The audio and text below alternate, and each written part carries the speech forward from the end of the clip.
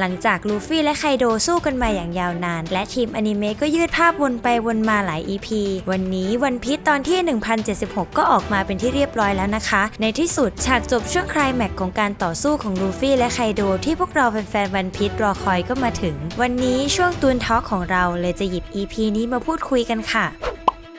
โลกที่ลูฟี่ปรารถนาใน EP นี้เราจะได้เห็นลูฟี่และไคโดต่อสู้กันอย่างดุเดือดไคโดบอกกับลูฟี่ว่าเพราะอ่อนแอจึงโดนหักหลังข้าจะสร้างกองทัพที่แข็งแกร่งที่สุดขึ้นมาและเปลี่ยนโลกที่น่าเบื่อนี้ให้เป็นโลกที่มีแต่ความรุนแรงข้าแข็งแกร่งที่สุดฝีมือของเจ้าที่สามารถรวมเหล่าซามูไรกับเหล่าพวกพ้องถือว่ายอดเยี่ยมดาวแห่งความหวังที่พวกขี้ขลาดในแคว้นวาโนะไขว่คว้ามาได้และฝากอนาคตไว้หนทางที่เจ้ามุ่งไปมีอะไรรออยู่หรือหมวกฟางทำได้ดีมากแล้วเก่งมากที่สู้มาได้ถึงตอนนี้แต่เจ้าเปลี่ยนโลกนี้ไม่ได้หรอกจากนั้นไคโดก็พ่นไฟพิโรธใส่ลูฟี่แต่ลูฟี่ก็ทนไว้ได้และตอบกลับไปว่าก็ต้องชนะอยู่แล้วสิพร้อมอัดหมัดที่เต็มไปด้วยฮาคิราชันใส่ไคโดทางโมโมโนสึเกะเมื่อเห็นลูฟี่สู้สุดใจก็ฮึดสู้ขึ้นมาเพราะไม่ต้องการให้ชาวเมืองกลับไปทนทุกข์ทรมานเหมือนแต่ก่อนอีกเขาจะต้องช่วยนครบุปผาไว้ให้ได้ต้องไม่ให้เกาะโอนิงาชิมะร่วงลงไปด้านล่างเด็ดขาดโมโมโนสึเกะจึงรวบรวมพลังและตะโกนเพื่อเค้นพลังของตัวเองมา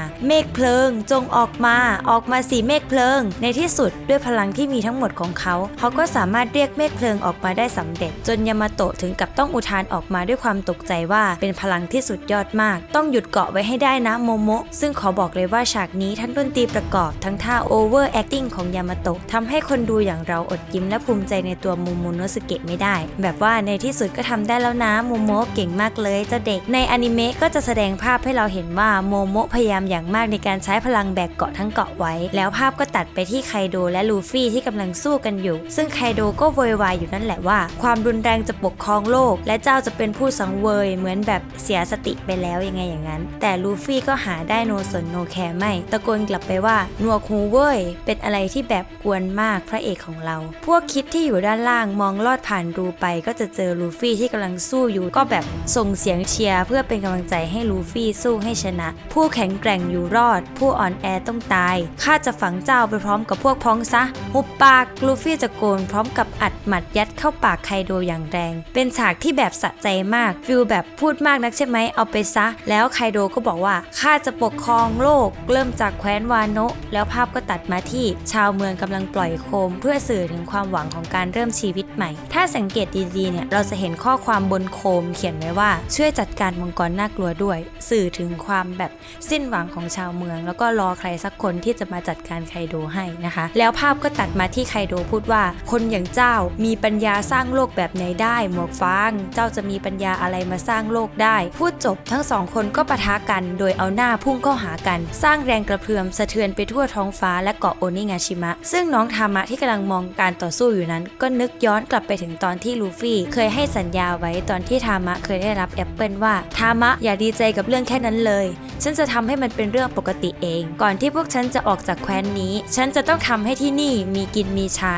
จนพวกเธออิ่มท้องให้ได้แล้วภาพก็ตัดมาที่ลูฟี่ที่สามารถต้านพลังของไคโดเอาไว้ได้จนไคโดถึงกับตกใจจากนั้นลูฟี่ก็รวบรวมพลังไว้ที่หมัดพร้อมกับโจมตีเข้าใส่ไคโดอีกครั้งอย่างสุดแรงที่มีพร้อมกับพูดว่าฉันจะสร้างโลกที่เพื่อนๆของฉันได้กินจนอิ่มท้องจังหวะเสี้ยววินาทีนั้นเองไคโดก็ตระหนักได้ถึงความแข็งแกร่งของลูฟี่และรับรู้ถึงความพ่ายแพ้ของตนเองที่กำลังจะมาถึงในอีกไม่กี่อึดใจไคโดนึกย้อนกลับไปอดีตของตัวเองอีกเขายังเห็นภาพโอเด้งและลูฟี่ซ้อนทับกันอีกด้วยจากนั้นลูฟี่ก็อัดหมัดที่เต็มไปด้วยฮาคิราชันใส่ไคโดเต็มแรงจนในที่สุดลูฟี่ก็สามารถเอาชนะไคโดได้ในที่สุดลูฟี่ที่สามารถเอาชนะไคโดได้ยิ้มร่าและหัวเราะไปด้วยความสุขร่างของไคโดที่ค่อยๆลอยร่วงลงพื้นทำให้ไคโดนึกถึงสิ่งที่เคยพูดกับคิงเรื่องจอยบอยไว้คิง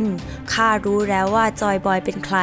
เหรอครับชายผู้ที่จะโค่นข้าลงได้ในอนาคตถ้างั้นคงไม่มีใครแล้วล่ะแล้วภาพก็ตัดมาที่ไคโดที่จมดิ่งลงก้นเหวลึกแสดงให้เห็นว่าในตอนนี้มีผู้ที่เอาชนะเขาได้แล้วจากนั้นภาพก็ตัดมาที่เมืองบุปผาที่มีโคมไฟแห่งความหวังส่องแสงลอยสวยงามเต็มท้องฟ้าและโมโมะที่สามารถพาเกาะโอนิงาชิมะลงมาที่พื้นดินได้อย่างปลอดภัยปิดฉาก EP นี้ได้อย่างสวยงามโดยลูฟี่ก็ได้ต่อสู้จนหมดสติอีกเช่นเคย ถือว่าเป็นการปิดฉากการต่อสู้ระหว่างไคโดและลูฟี่ได้อย่างสวยงามมันและสมศักดิ์ศรีของ4 จักรพรรดิที่ต่อสู้กันเลยก็ว่าได้ถือว่าไคโดเป็นคู่ต่อสู้ที่แข็งแกร่งที่สุดที่ลูฟี่เคยสู้มาเลยก็ว่าได้ส่วนตัวประทับใจทั้งด้านดนตรีและภาพของ EP นี้ซึ่งถือได้ว่าเป็นอีก EP ที่ทางทีมอนิเมะไม่ทำแบบเผาๆขอไปทีถือว่าประทับใจมากๆเลยค่ะแล้วเพื่อนๆล่ะคะดู EP นี้แล้วมีความเห็นยังไงบ้างพิมพ์ความเห็นแลกเปลี่ยนกันได้นะคะแล้วเจอกันใหม่คลิปหน้าค่ะมาเตเน่ฝากกดไลค์กด Subscribe ช่องเบนโตะโซระของเราด้วยนะคะ